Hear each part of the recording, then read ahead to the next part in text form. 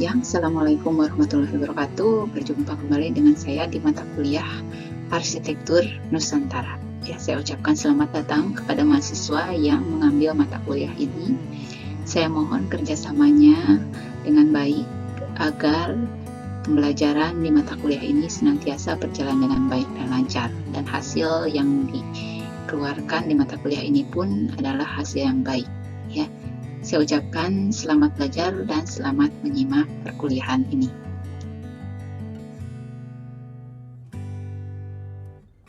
Ya, bagi yang belum bergabung di Google Classroom Arsitektur Nusantara, silahkan langsung klik link dari Google Classroom yang telah saya sediakan ini.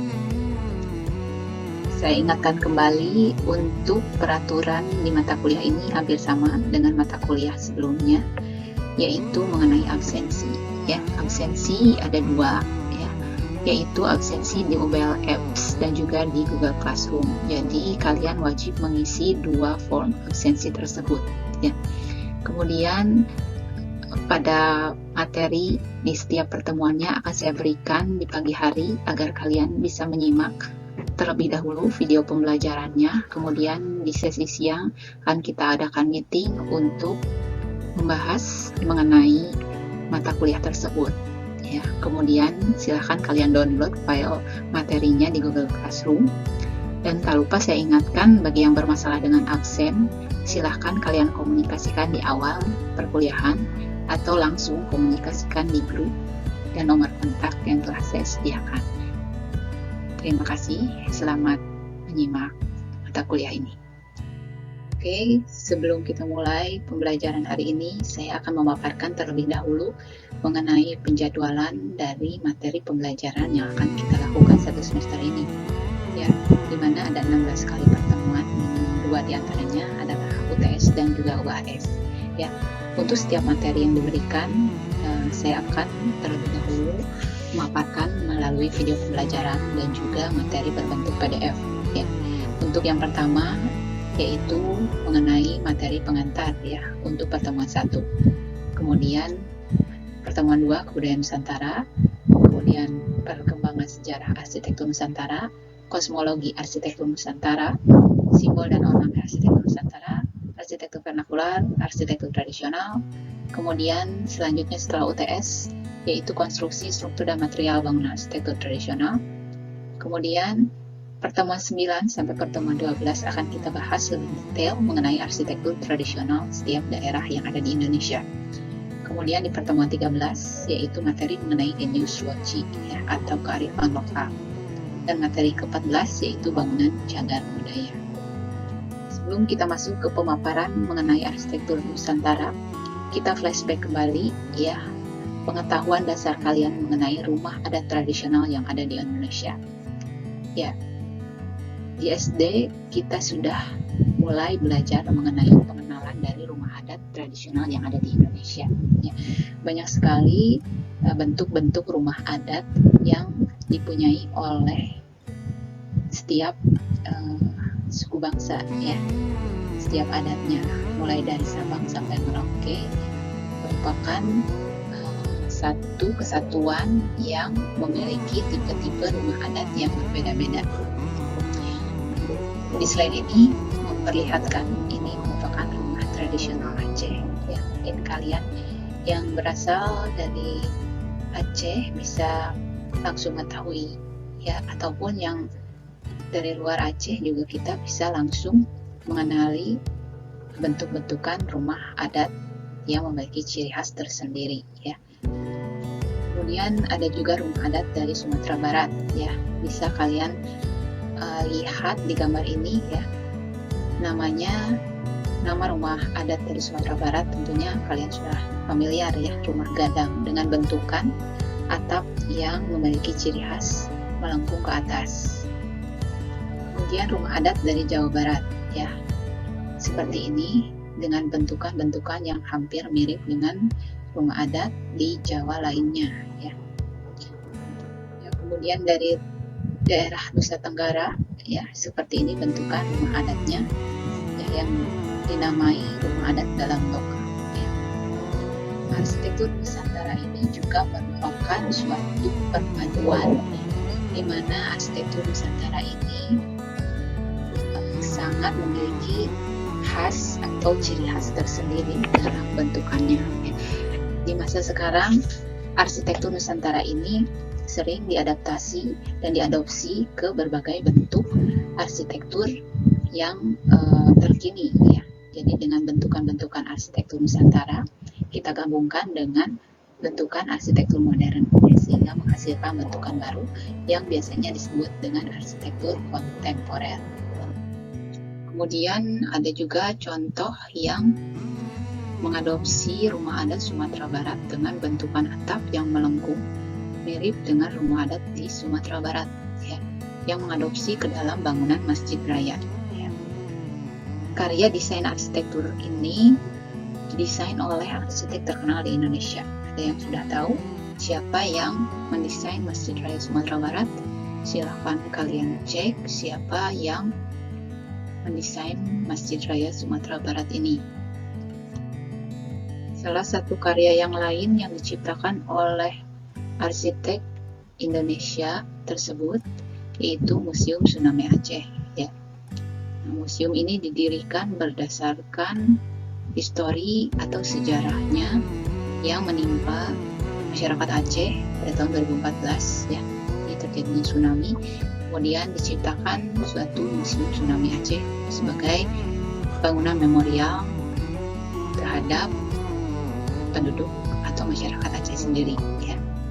Ada yang sudah tahu siapa yang merancangnya? Nah, silakan cari tahu.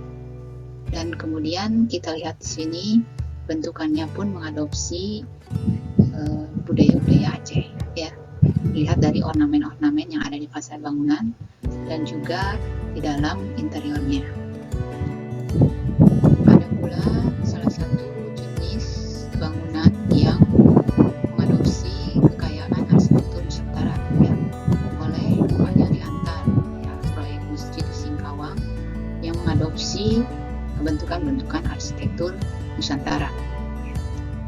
Ada juga contoh bangunan berarsitektur kontemporer, ya, yaitu bangunan joglo yang memadukan unsur-unsur arsitektur modern di dalamnya. Ya, jadi setelah kita melihat gambaran-gambaran besar mengenai apa itu arsitektur Nusantara dan bagaimana bentukan dari arsitektur Nusantara ini, tentunya kita harus tahu apa itu arsitektur Nusantara, ya. Kalian bisa lihat di sini saya paparkan mengenai pengertian-pengertian dari arsitektur dan juga Nusantara, ya, asal muasalnya dari mana, ya. Arsitektur sendiri sudah banyak yang mendefinisikan berdasarkan historis dan juga perkembangan-perkembangan sejarah arsitektur, ya, oleh Vitruvius, Romo Wangun, Joseph Priyotomo, dan juga Mangun Wijaya. Ya. Keempat tokoh ini merupakan tokoh besar yang ikut andil besar di dalam pembentukan arsitektur Nusantara di Indonesia. Ya. Nah, Nusantara sendiri adalah sebutan bagi seluruh wilayah kepulauan Indonesia yang terdiri dari beberapa provinsi, ya, sudah banyak, ya. Mungkin ada yang sudah lupa, silakan googling, ya. Nah, oke, jadi slide selanjutnya kita akan membahas mengenai apa sih arsitektur Nusantara itu. Nah, jadi arsitektur Nusantara ini merupakan suatu bentukan arsitektur sebagai sebuah pengetahuan yang dilandaskan dan dipangkalkan dari filsafat, ilmu, dan pengetahuan arsitektur, ya. Sebuah pengetahuan yang mengacu pada pengetahuan arsitektur. Ya, jika difokuskan pada pernyataan ini, maka arsitektur Nusantara ini tidak mengacu pada waktu kini atau lampau, di mana arsitektur Nusantara ini berlangsung tanpa ada batasannya. Ya, Priyotomo sendiri merupakan tokoh penting yang berhasil mengangkat arsitektur Nusantara ini ke wilayah nasional, ya. Jadi segenap pengetahuan yang ditubuh kembangkan dan diwarisi dari antropologi, etnologi, dan geografi budaya yang diletakkan sebagai pengetahuan sekunder atau bahkan tersier. Dalam jurnal yang dikemukakan oleh salah satu peneliti, di mana pada zaman dahulu Gajah Mada. Masih ingat siapa Gajah Mada? Ya, yaitu raja dari kerajaan Majapahit. Ya, betul. Nah, Gajah Mada sendiri dalam sumpahnya yang sangat terkenal, yaitu Sumpah Palapa, menyebutkan bahwa Kebhinneka Tunggal Ikaan menunjukkan bahwa tempat yang begitu luas dihuni oleh berbagai suku bangsa dengan berbagai latar belakang budaya, namun tetap dalam satu naungan, yaitu Nusantara. Nah, jadi Nusantara itu adalah Bhinneka Tunggal Ika, ya. Joseph Priyotomo sendiri menyatakan bahwa arsitektur Nusantara ini hendaklah dilihat, dipelajari, dan dipahami sebagai arsitektur yang berbeda dengan arsitektur di Eropa. Jadi yang memiliki arsitektur Nusantara ini adalah bangsa Indonesia yang memiliki beragam aneka bentuk arsitektur. Ya. Nah, ini merupakan perbedaan-perbedaan yang dimiliki oleh arsitektur Nusantara dan juga arsitektur Eropa. Ya, bisa kalian lihat di sini, ya, di mana arsitektur Nusantara ini melewati 2 musim, sedangkan Eropa 4 musim. Nah, di arsitektur Nusantara terdapat lautan dan daratan, sedangkan di Eropa hanya daratan. Kemudian penerapan bahan bangunan sendiri di arsitektur Nusantara ini lebih mengacu kepada bahan bangunan organik. Kemudian di Eropa sendiri lebih memakai arsitektur batu atau anorganik. Ya. Arsitektur Nusantara ini merupakan arsitektur pernaungan, sedangkan di Eropa merupakan arsitektur perlindungan. Di Nusantara sendiri tentunya konstruksi yang dipakai harus tanggap gempa, sedangkan di Eropa tanpa gempa, karena jarang terjadi pula. Dan arsitektur Nusantara ini merupakan arsitektur berkonsep keberlanjutan atau sustainability, sedangkan di Eropa merupakan konsep heritage. Dan di arsitektur Nusantara ini konsepnya hanya kesementaraan, sedangkan di Eropa adalah mewujudkan konsep keabadian. Saya share sedikit mengenai peta dari berbagai macam bentukan arsitektur Nusantara yang ada di Indonesia, ya, mulai dari Aceh sampai Papua, semuanya memiliki rumah adat masing-masing. Ya, jadi dapat kita simpulkan bahwa arsitektur Nusantara ini merupakan suatu tradisi berhuni masyarakat, ya, yang berkembang melalui perwujudannya dalam bentuk arsitektur pernaungan. Ya. Jadi arsitektur pernaungan sendiri merupakan konsep perencanaan di arsitektur Nusantara yang terdiri dari bentukan-bentukan di mana bentukan tersebut mengadopsi teori-teori dari pemahaman kita dalam wujud bangunan. Ya. Ada alas atau lantai bangunan yang mewadahi kegiatan bernaung dan juga atap yang menaungi kegiatan di atas alas tersebut. Nah, keberadaan bangunan sebagai penaung itu sekaligus juga merupakan pernyataan masyarakat Nusantara mengenai hubungan dan sikap manusia terhadap iklim dan ekologinya. Jadi, tentunya arsitektur Nusantara ini sangat erat kaitannya dengan alam. Bagaimana masyarakat berarsitektur tanpa menghilangkan kearifan lokal atau kearifan sikapnya terhadap alam sekitar. Ya, demikian materi dari perkuliahan hari ini. Silahkan kalian bagi yang ingin bertanya, saya persilahkan.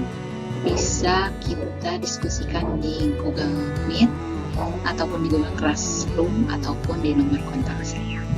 Terima kasih, sampai jumpa minggu depan.